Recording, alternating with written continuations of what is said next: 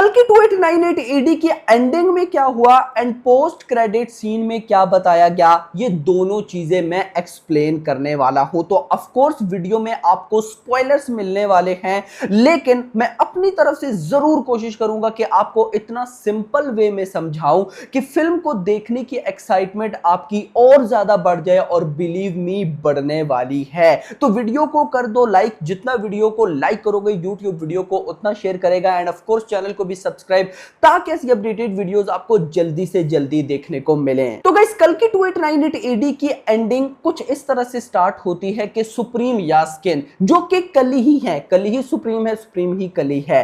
अब गाइस, ये एक एक्सपेरिमेंट कर रहा है, एक बहुत ही यूनिक एक्सपेरिमेंट, और कर रहा है भाई साहब जो वहां पर प्रेग्नेंट वुमेन्स हैं उन पर।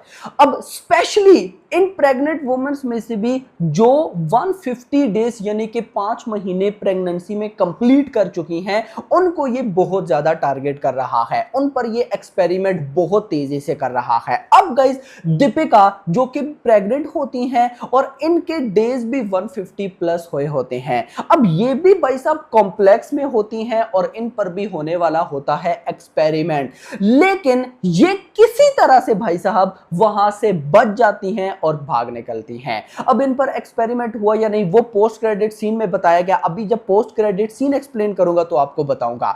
लेकिन दीपिका पर जब एक्सपेरिमेंट होने वाला होता है तो ये वहां से भाग निकलती है, कॉम्प्लेक्स से भाग जाती हैं। अब जब सुप्रीम को और सुप्रीम के लोगों को पता चलता है कि इस तरह एक लड़की भाग गई है जो कि प्रेग्नेंट है, 5 महीने से टाइम ऊपर है, एटसेट्रा, तो गाइस सुप्रीम उस पर यूनिट्स रखता है, यानी कि जो भी उसको पकड़ कर लाएगा उसको बहुत ज्यादा यूनिट्स मिलेंगे। और हमारे भैरवा ऑफ कोर्स उनको तो यूनिट्स चाहिए थे, बुज्जी और भैरवा मिलकर भाई साहब यूनिट्स कलेक्ट करते थे। क्यों? कॉम्प्लेक्स में जाना है। कॉम्प्लेक्स में क्यों जाना है भाई साहब? आप सबको अच्छी तरह से पता है कि वहां पर सुकून है, एक मॉडर्न लाइफ है, एटसेट्रा एटसेट्रा।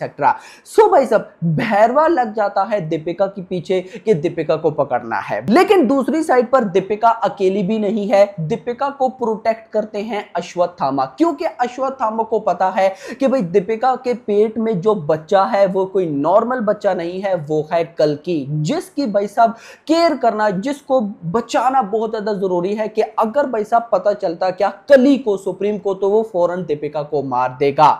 लेकिन भैरवा भाई साहब पीछे पड़ जाता है, एटसेट्रा एटसेट्रा। सीन ये होता है कि भाई साहब फिल्म की एंडिंग में जो हमारे अश्वत्थामा हैं वो किसी सीन की वजह से पकड़े जाते हैं, यानी कि कैद कर लिए जाते हैं, उनको कैद कर लेते हैं सुप्रीम के लोग।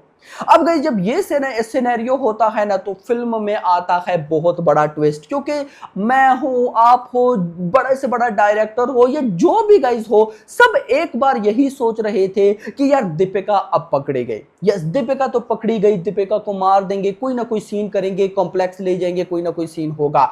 लेकिन वहां पर एक ट्विस्ट आता है, और वो ट्विस्ट होता है भाई साहब करण का रूप, यानी कि हमारे भैरवा जो के होते भैरवा ही है, लेकिन उनके अंदर भाई साहब आ जाता है करण का रूप। और फिर गाइस वो तबाही जो बंदा मचाता है, इसीलिए तो मैंने आपको कल अपने रिव्यू में भी बोला था कि फिल्म का पूरा पूरी फिल्म भाई साहब साइड पे कर दो, प्रभास के वो जो लास्ट कुछ मिनट्स की फाइट है उसको साइड पे कर दो।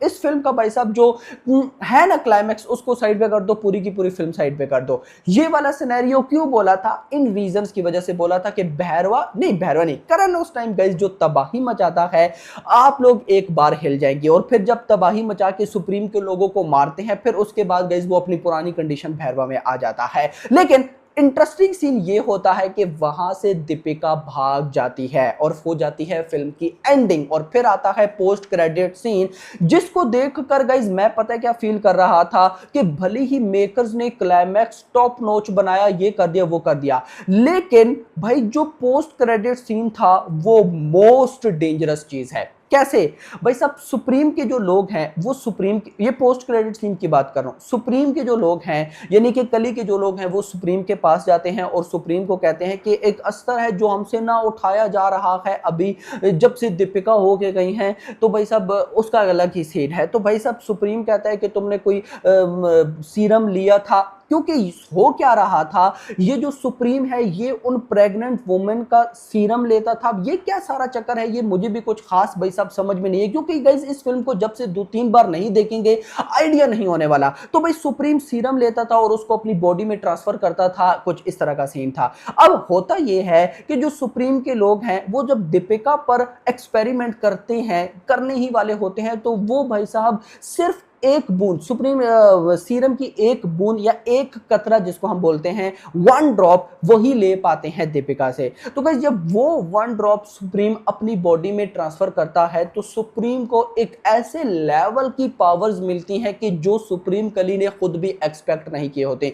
वहां से सुप्रीम को भी पता चल जाता है कि भाई दीपिका के पेट में जो बच्चा है वो वैसे भी नॉर्मल नहीं है, वो कल की है। तो फिर भाई साहब सुप्रीम अपने बंदों को, जो उसके भाई साहब लोग होते हैं, उनको बोलता है कि अब तुमने कुछ नहीं करना, अब भाई साहब कल्कि को ढूंढने मैं खुद जाऊंगा। तो मतलब यहां से ये इतने मोस्ट डेंजरस वर्ड थे कि आप लोग सोच भी नहीं सकते। क्यों गाइस? क्योंकि सिर्फ 1 ड्रॉप ऑफ सीरम जो कि जाता है सुप्रीम के अंदर और सुप्रीम को एक अलग ही लेवल की पावर्स दे देता है। तो जब भाई साहब दीपिका उस बच्चे को जन्म देगी कल्कि को, वो कितना पावरफुल होने वाला है कोई इमेजिन भी नहीं कर सकता। यानी कि इसको फिल्म में जिस तरह से दिखाया जाएगा वो भी गाइस लेवल है, नो डाउट अबाउट इट, एक लेवल है। देखो मैं यहां पर आपको ना एक चीज जरूर बताऊंगा कि इन फिल्म्स को देखने के लिए ना, या अगर मैं ये बोलूं कि प्रभास की फिल्म्स को देखने के लिए आपको दिमाग भी खुला रखना पड़ता है, तो ये गलती होगा।